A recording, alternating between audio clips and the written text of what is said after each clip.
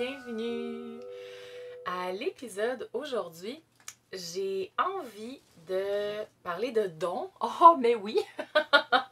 Mais en fait, j'ai envie qu'on explore ensemble l'impact que ça a sur notre vie de développer nos dons. Parce que quand on développe nos dons, c'est souvent une grosse facette de nous qu'on met en lumière.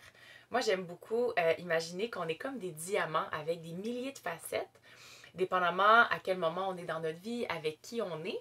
Hein, on n'est pas nécessairement la même personne avec notre maman, notre papa, un policier, quelqu'un qu'on connaît pas, ton chum, ta blonde, ta meilleure amie. Et c'est pas qu'on n'est pas authentique avec soi, c'est juste qu'on a différentes facettes qui viennent s'illuminer les unes avec les autres, dépendamment avec qui on est en interaction. Et quand on développe nos dons, qu'est-ce qu'on fait?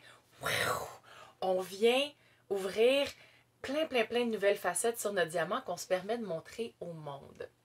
Et non seulement ça vient avoir un impact dans nos relations, mais ça a un gros impact sur nous à l'intérieur. Puis c'est plus ça que j'aurais envie qu'on visite aujourd'hui.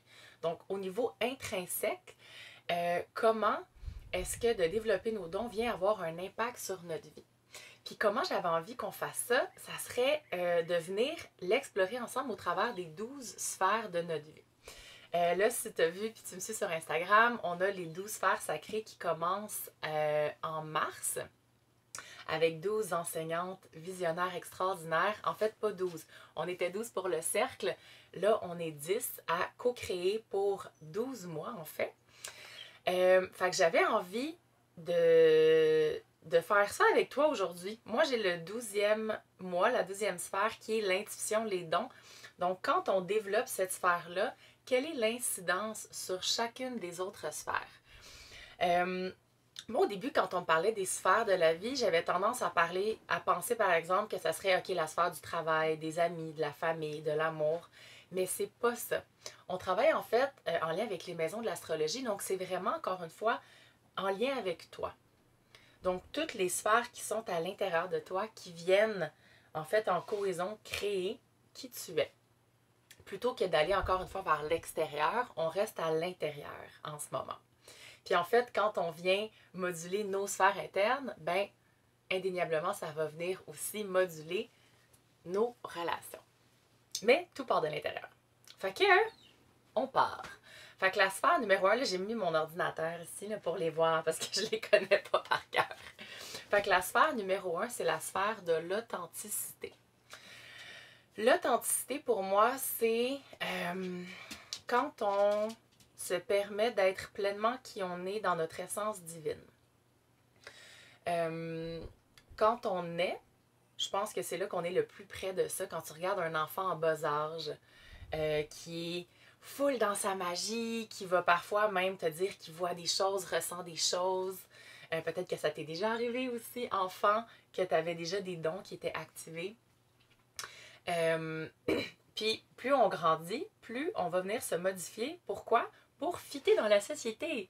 Parce que comme humains, les belles petites bébites qu'on est, on veut être aimé et on veut avoir un sentiment d'appartenance. Donc, pour arriver à ça, on va venir changer qui on est au travers de croyances, de conditionnements, de patterns. Et là, ce qui se passe, c'est qu'on va s'éloigner. Donc, si on regarde notre essence divine, qui est aussi, on va dire, comme la vibration de ton âme, la musique de ton âme, puis ton humain, ben des fois, dépendamment du type de vie que tu as eu, ben on va s'éloigner tellement loin que ça crée une grosse dissonance entre les deux. Puis moi, j'ai déjà été là, ça me donnait l'impression qu'il fallait que je me batte pour être heureuse. Parce que mon âme voulait quelque chose, puis mon humain voulait quelque chose, puis j'étais très loin. Puis c'est là que pour moi, l'élastique a pété, puis j'ai eu mon accident. Donc, pour moi, l'authenticité, c'est quand l'humain revient à sa vraie nature. Donc, c'est pour ça, souvent, quand on parle d'authenticité, puis c'est ça qui va être fait dans le premier mois avec Zoé, c'est vraiment d'éplucher toutes les couches qui ne sont pas à toi. Donc, toutes les choses que tu fais par peur, exemple, d'être rejeté, d'être abandonné, de ne pas être assez, et de revenir à la source de qui tu es profondément. Puis quand on vient toucher à nos dons, à notre intuition, c'est ça qu'on fait. On ramène l'attention, le focus sur notre essence divine, sur notre âme. Puis où va le focus, va l'énergie. Donc plus tu vas te ramener à ça, plus ton humain va pouvoir se dégager justement des émotions bloquées, des croyances, de ce que je dois être pour être accepté et aimé et revenir à qui tu es viscéralement et profondément. C'est Carl Jung, le philosophe, qui expliquait en fait que, puis si jamais tu es dans Cocon Watté, j'ai une belle vidéo là-dessus spécifiquement, quand on porte des masques, donc quand on fait semblant pour fitter justement dans la société, que ce soit parce que ça va vraiment pas, mais là tu travailles, fait qu'il faut que tu te mettes un sourire d'en face parce que tu travailles en relation publique par exemple. L'énergie que ça demande de faire semblant et de cacher ce qui est là pour vrai. Fait que si tu penses, là, si tu imagines une batterie, là, toute l'énergie que ça demande à ton corps de contenir toutes ces émotions-là, ces croyances-là, et là, rajoute le double pour faire semblant que c'est pas là, qu'est-ce qui te reste comme énergie pour fonctionner? Souvent, malheureusement, c'est pas grand-chose. Fait que quand on vient dans la sphère de l'authenticité, c'est ça qu'on veut faire. On vient dégager, on vient se donner la permission de revenir à qui on est. On tasse les jugements, on tasse la honte. La honte, c'est l'émotion qui est là pour nous montrer qu'il y a des parties de nous qu'on n'accepte pas. Pour revenir à ça. Et là, on reconnecte à notre intuition, on reconnecte à nos ressentis et on peut se permettre d'être pleinement la femme, l'homme magique, la prêtresse. C'est ça. Toutes ces belles parties-là de toi, peut-être que tu as cachées, bien là, tu pourrais te donner la permission de... Puis c'est beaucoup plus facile quand on a des gens dans notre entourage qui sont déjà dans cet archétype-là. Par exemple, la magicienne, la prêtresse. Quand tu as des gens qui sont là-dedans, comme je te disais, ton diamant, tu vas pouvoir montrer tes facettes plus facilement. Là, on apprend que c'est accepté, c'est aimé. Je peux être moi dans ça et être aimé. Et là, ça vient plus facile après ça de le montrer aux gens de notre entourage. Donc ça, c'est la première sphère. La deuxième sphère, c'est la souveraineté. La souveraineté, c'est un mot que, je vais t'avouer, je ne connaissais pas avant l'épisode de la COVID où là, c'était comme on doit être souverain, souverain. J'étais comme, ça veut dire quoi être souverain? Donc, de ma compréhension, être souverain, en fait, c'est d'être maître de soi, de ses actions, de ses choix. Donc, que nos choix soient alignés réellement à nous et non, encore une fois, peut-être par peur. Par peur de déplaire, par peur d'être puni. Souverain, c'est aussi pour moi d'avoir un plein pouvoir sur sa santé, sur son corps, donc sa santé physique, sa santé mentale. Puis quand on vient activer nos dons, mais c'est ça qu'on fait. On vient ouvrir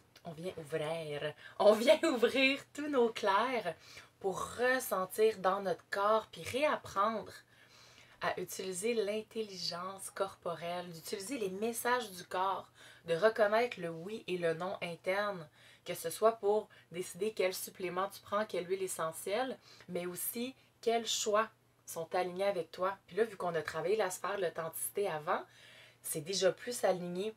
Tes choix sont alignés avec toi. Donc, quand on est souveraine, ben ça vient appuyer encore plus ça. Et cette sphère-là, vous allez la travailler avec Sage Lemelin, qui est extraordinaire, qui travaille énormément dans le somatique, dans le corps. Mais en fait, pour moi, tout ce qu'on travaille, ça doit être fait dans le corps. Il y a peut-être une certaine partie qu'on doit comprendre, mais majoritairement, le gros, on doit l'intégrer. Parce qu'on sait toutes qu'est-ce qu'on doit faire pour être heureuse, puis pour être équilibrée, mais on le fait pas. Je dois pas être seule, là. Puis avant, j'avais des très mauvaises habitudes de vie. Puis depuis, justement, que j'ai réouvert mes dons, ma spiritualité, puis que ça m'a ouvert à tout ça, j'ai eu envie d'être en pleine présence dans mon corps pour pouvoir y accéder encore plus. Et d'être souveraine a été un gros bonbon. D'être souveraine sur ma santé. Si tu as suivi un peu mon histoire, mais j'ai choisi de sortir, par exemple, du corps médical parce que je faisais confiance à mes ressentis, puis je faisais confiance que j'étais capable de me guérir, et j'ai été capable, en finale. Fait que ça, c'est la deuxième sphère qu'on va venir travailler ensemble, puis qui permet justement de venir formuler un tout. La troisième sphère, c'est l'expression. Oh! Combien de fois on te dit de te taire, de parler moins fort, de ne pas faire de bruit? Même des fois, moi, souvent, j'ai un rire qui est très... je vais dire contagieux, là, bon, qui porte beaucoup. Puis je me fais dire, mais voyons, tu ris fort. Ben oui, je ris fort, j'ai du fun. Donc, l'expression au niveau de la voix. L'expression, c'est aussi la connexion à son utérus. On va travailler avec Eve-Marie Roy, qui est une femme... Il n'y a pas de mots, il y a juste ce bruit-là qui vient, avec laquelle moi j'ai travaillé beaucoup justement quand j'ai commencé à réouvrir mes dons. Je l'ai rencontrée, puis je la voyais tellement grande, puis tellement belle, puis j'ai pleuré quand je l'ai rencontrée, puis je me disais, mon Dieu, si un jour je pouvais être cette femme-là, pas cette femme-là, mais incarner ça. Puis elle est partie à rire, puis elle a dit, ben voyons, elle dit, moi aussi j'ai des journées de merde, elle dit, viens-t'en, on va chanter ensemble. Et donc, avec le chant, c'est une des façons, en fait, de venir l'expression. Ça peut être aussi par l'art, la peinture, tu peux écrire, mais le chant peut être une super belle façon de venir débloquer la voix. Et non seulement la voix V-O-U-X, mais la voix V-O-I-E. D'apprendre à nommer les choses, tes limites, tes besoins. Donc, de venir reconnecter à l'utérus, qui est le siège de ta force, de ta puissance, puis de ramener ça. Parce que une fois que tu développes tes dons, qu'est-ce que tu fais avec? On peut développer nos dons pour soi, c'est génial. On peut aussi parfois commencer à recevoir des messages pour les gens. Mais là, comment est-ce qu'on l'exprime? Puis il y a beaucoup de gens qui ont, en tout cas moi je le vois dans mes clientes, les gens qui ont fait de la kiné, qui sont dans des gros shifts de changement de travail, qui ont envie de faire ça à temps plein. Puis là, c'est ben, comment est-ce que je peux exprimer ça aux gens de ma famille? Comment est-ce que je peux exprimer ça sur les réseaux sociaux? Donc, de venir débloquer ta gorge, de te redonner ce pouvoir-là. Tu vois-tu l'impact, même au niveau de ton authenticité, au niveau de ta souveraineté, de venir ouvrir ta voix, l'impact que ça a? I know, I know. Je vais prendre une petite gorgée d'eau. Regardez ma belle bouteille. C'est mon amie Myriam qui m'avait donné ça avec des cristaux qui amènent une belle vibration à mon eau. J'ai des petites faufounes qui bougent quand je suis contente. La prochaine sphère, c'est la sphère du temple. Quand on parle du temple, c'est autant le temple interne, donc notre corps est un temple. Moi, je viens de passer une semaine à Hawaï dans une retraite où c'est juste ça qu'on faisait. C'était l'école chamanique du temple, donc de notre corps, donc de venir honorer notre corps, comme je disais tantôt, de reconnaître ses besoins, de venir l'honorer, de l'écouter. Tu sais, juste ce matin, maintenant dans ma pratique matinale, j'aime beaucoup commencer la journée en dansant. Fait que là, j'ai mis une chanson, je vais dehors, puis là, je danse. Puis là, je me sentais pris dans mon corps, je me sentais pris dans ma tête, j'avais plein d'idées, puis je n'étais pas en présence dans mon corps. Fait que qu'est-ce que j'ai fait? Ben, je me suis assise, puis j'ai médité pendant 15 minutes, jusqu'à temps que ça devienne calme, jusqu'à temps que ma respiration se place. Après ça, j'ai rajouté du mouvement, puis j'ai commencé ma journée. Donc, en étant en présence avec mon temple, en l'écoutant, ça me permet d'être en présence non seulement avec moi, mais avec l'autre. Puis c'est là, encore une fois, qu'on peut connecter avec tous les ressentis, tous les messages que l'on reçoit quand on développe nos dons. Le temple est interne et il est aussi externe. Tu sais, si on pense à des hôtels qu'on peut créer avec des objets qui nous sont précieux, des photos de gens qu'on aime, si on passe juste à l'espace de ta maison, souvent on dit, tu sais, quand on rentre chez quelqu'un puis que c'est vraiment le bordel, en tout cas je le sais pour moi, là, dans le temps quand j'allais pas bien, puis c'était le bordel chez nous, ben c'était un miroir de comment j'étais à l'intérieur. Donc comment est-ce qu'on prend soin de notre temple externe aussi? Voilà. Puis justement, tu sais, au niveau de la spiritualité, comment est-ce que tu as envie que cet espace-là vienne te soutenir? Est-ce que tu as besoin justement plus d'espace, que ce soit dégagé? Est-ce que tu as envie qu'il y ait des objets liés justement peut-être à des voyages? Tu sais, là, moi, j'ai une pierre que j'ai ramenée de Hawaï, une pierre volcanique qui est là, puis là, je sens son énergie pendant la journée. Fait que ça aussi, c'est une sphère magnifique qu'on va aller explorer en co-création avec plusieurs enseignantes, dont K. On dirait que je viens de lui donner un nouveau nom. Dont K. qui est vraiment spécialisée là-dedans, la création de temples. Fait que je suis bien excitée. J'ai vraiment hâte. Puis je t'avoue que si jamais t'as goût, il y a un quiz, je vais le mettre dans la description pour voir t'en es où dans tes sphères, quelles sphères sont peut-être un peu plus débalancées. Puis moi, le temple, c'en est une qui a besoin d'un petit peu d'amour. La sphère numéro 5 qui est le rayonnement. Donc, qu'est-ce qu'on veut dire par là? C'est vraiment la reconnexion à la joie, à son enfant intérieur. La joie, crois-le pas, c'est une des 5 émotions, oui, qui peut rester pris dans le corps.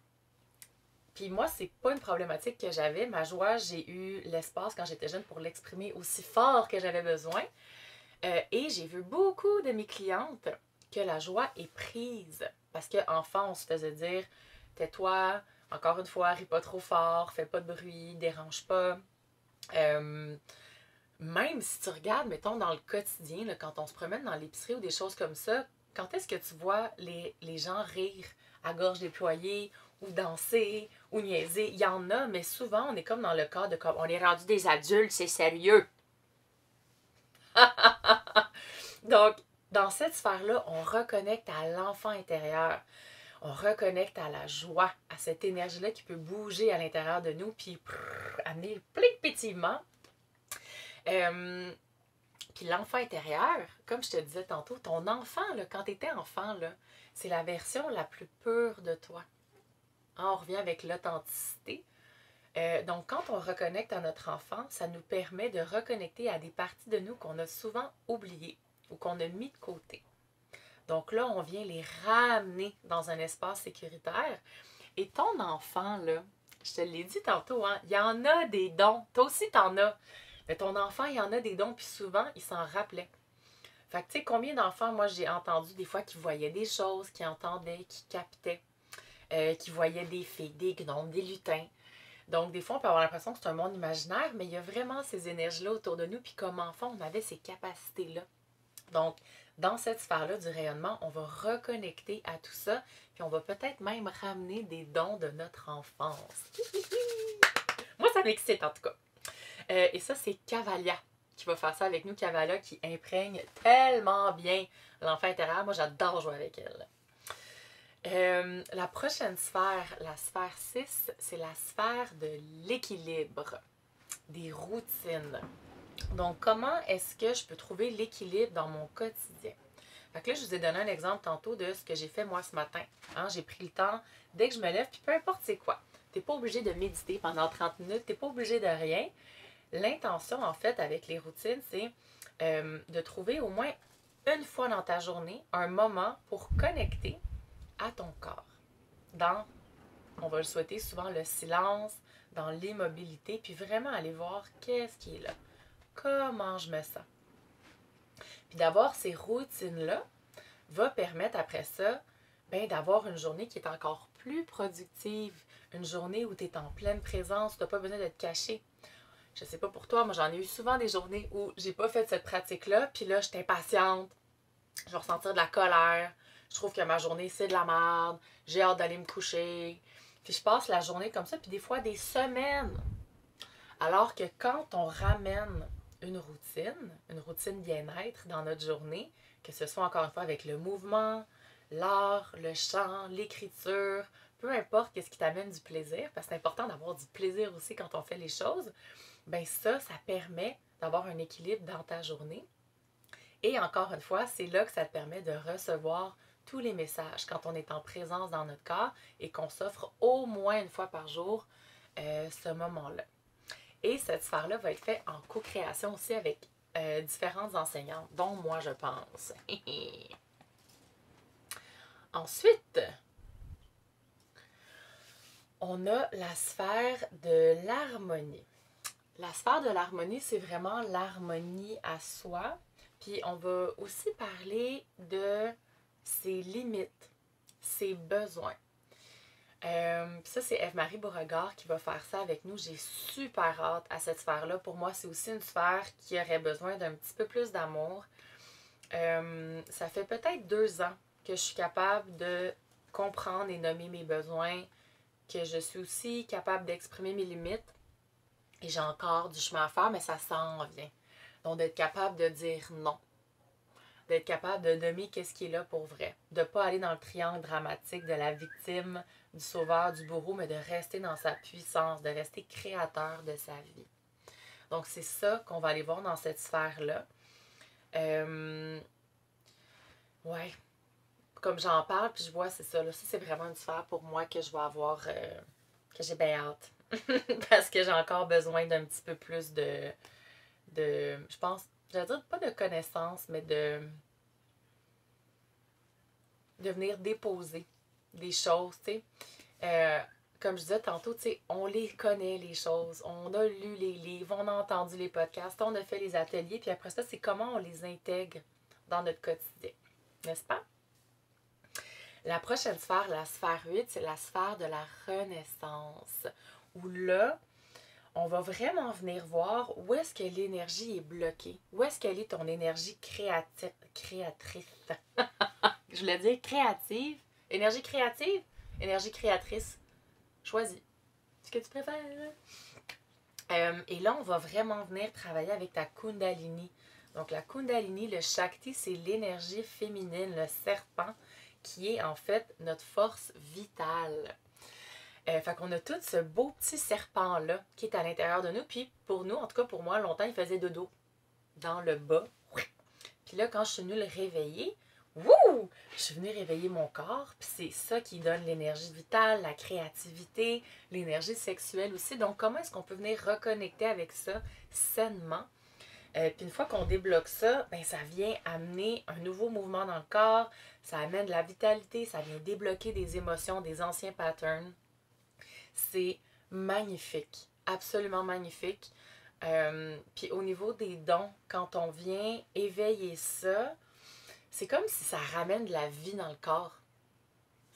Puis comme je vous le disais, plus tu es dans ton corps, plus tu reçois des messages, plus tu peux utiliser tes dons. Fait qu'on vient éveiller le corps au complet. Puis non seulement le corps physique, mais le corps énergétique va venir s'activer avec ça aussi. C'est l'heure de la gorgée d'eau.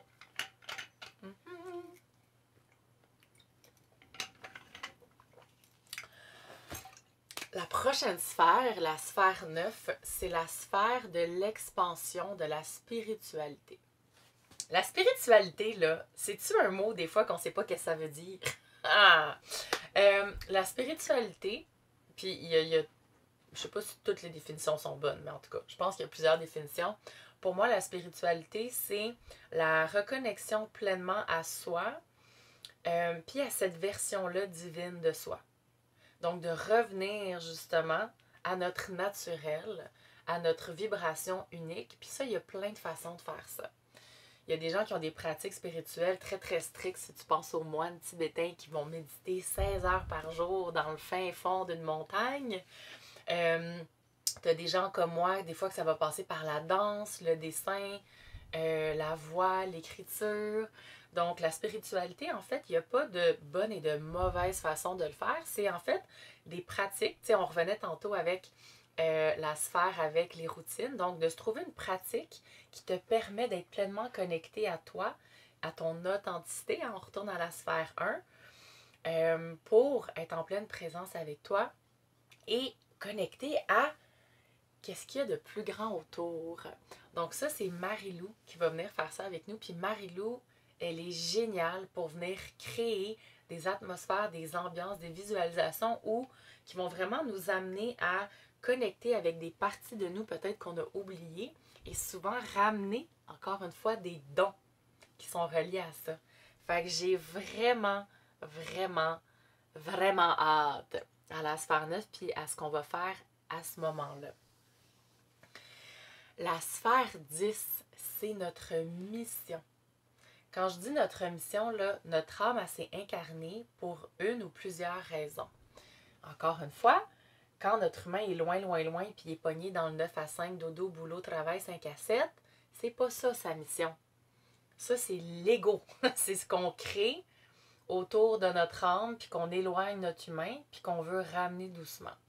Donc, avec les 9 premières sphères qu'on va aller visiter ensemble, ça va dégager, ça va faire de l'espace et ça va pouvoir te ramener. À chaque sphère, on te ramène, on te ramène, on te ramène. pour que tu sois reconnecté à ton essence divine, à ta mission. Puis, une fois qu'on trouve c'est quoi notre mission, ben là, on a de la motivation! Des fois, on a envie de changer de travail, c'est correct, ou des fois, on va trouver des façons de venir moduler le travail qui est déjà présent pour que ça puisse concorder avec cette mission-là. Puis plus on se rapproche, plus on a de l'énergie. Notre énergie créative revient, notre vitalité, notre corps, il est content, on l'écoute, on prend soin de lui. Fait qu'on a l'énergie pour servir cette mission-là. Puis ce qui est magnifique, puis j'avais pas réalisé quand j'ai reçu l'information de connecter toutes ces femmes visionnaires-là ensemble, chacune de ces femmes-là est sortie, on va dire, de la matrice normale du 9 à 5 dodo-boulot pour se créer sa propre carrière, pour créer un espace pour répondre à sa mission divine, et on le fait toutes d'une façon très unique et différente. Fait que si jamais c'est quelque chose que tu as envie, tu es comme « Hey, moi je t'ai cœuré, je sais pas encore ce que je veux faire, mais je sais que c'est pas ça. » Ben, viens nous rejoindre si tu as envie dans les 12 sphères, puis c'est ça qu'on va faire. On va ramener ensemble en explorant dans le plaisir plein de techniques, d'outils différents pour arriver à la sphère 9 où là, on va vraiment venir explorer c'est quoi ta mission. La sphère 10, excuse-moi. C'est quoi ta mission? Puis une mission, c'est pas obligé d'être super précis. Puis moi, ma mission, elle a bougé un petit peu dans les dernières années. En ce moment, en fait, ma mission pour moi, c'est vraiment de ramener les gens à leur essence pour leur rappeler justement leur souveraineté. Pour reconnecter à leur pouvoir interne.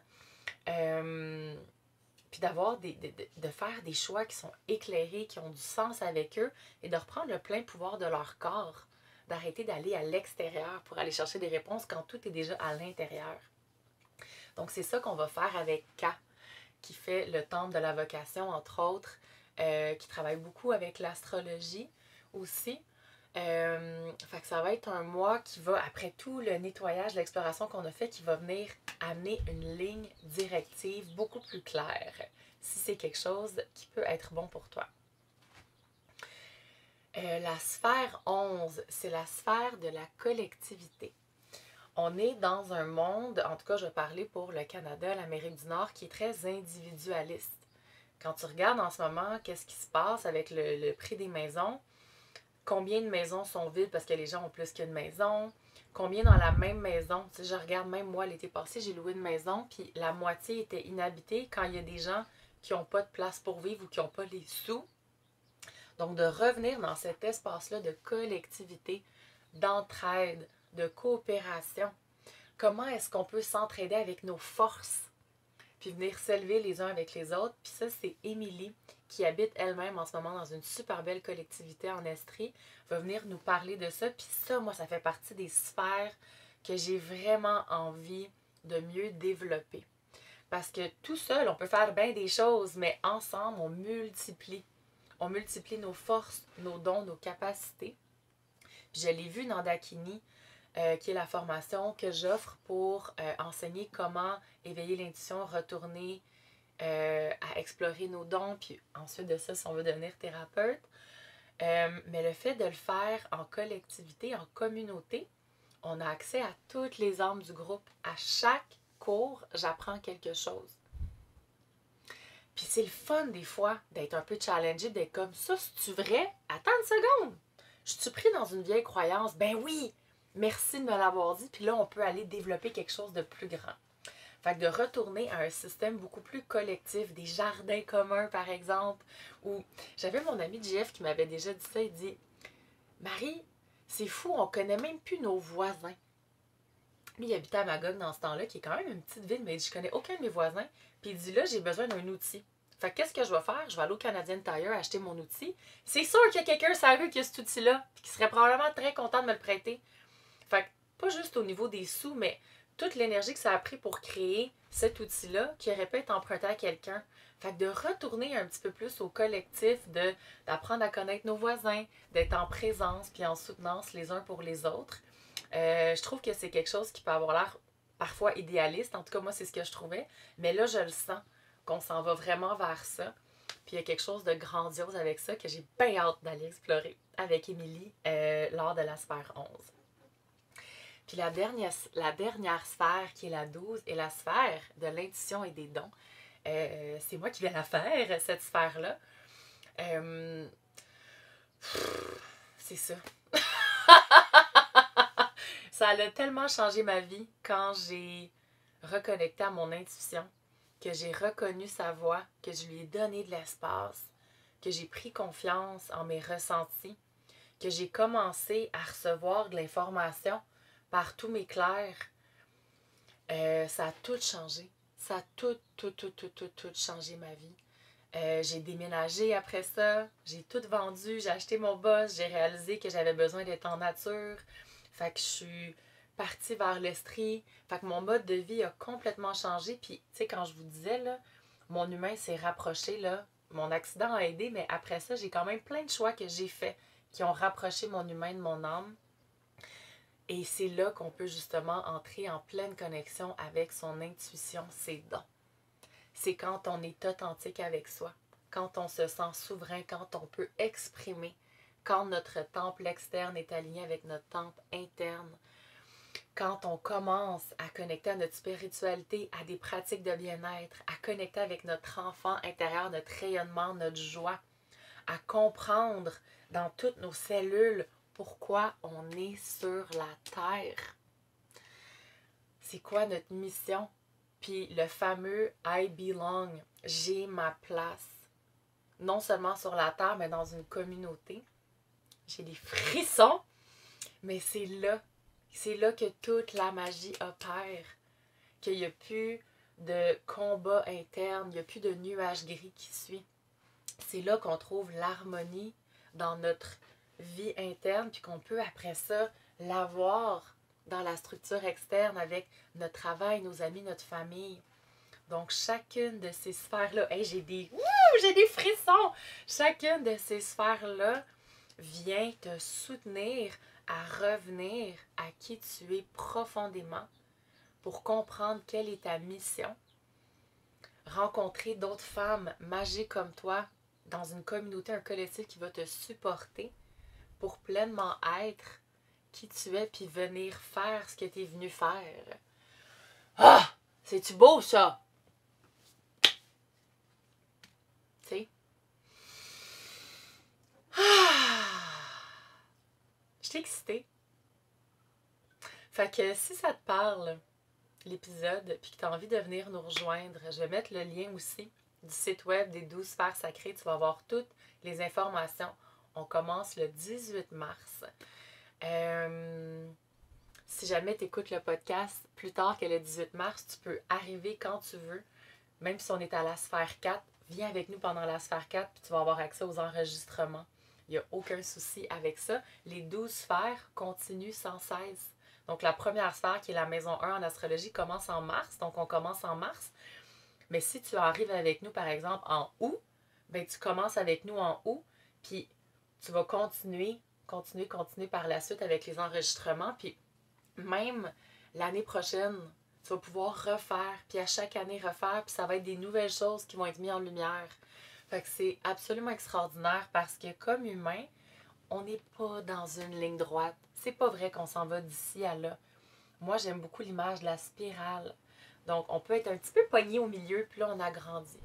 Une sphère à la fois, on a agrandi. Puis là, après une année, on agrandit. Puis là, qu'est-ce qui se passe l'autre année d'après? Oh, on recommence. Puis on agrandit encore plus. Voilà. En tout cas, moi, ça m'excite. Fait que si tu as des questions aussi, n'hésite pas à m'écrire personnellement. Ça va me faire plaisir de prendre le temps d'y répondre. Puis moi, je serais curieuse, si tu as envie, dans les commentaires, d'écrire quelle sphère aurait, selon toi, besoin d'un petit peu plus d'amour. T'es comme, ouh, ça, j'ai pas fait ça encore. J'aimerais ça te lire. Si tu as senti des pétillements, que tu as senti ton corps, là, je te parle pas de ta tête, là, qui, ah, mais là, j'ai-tu le temps, y a-tu de l'argent? Ton corps, comment ton corps a réagi à tout ce que je viens de te nommer? Suis ça, puis viens nous rejoindre si tu as envie. Ça va nous faire plaisir de t'accueillir avec nous. Bonne journée!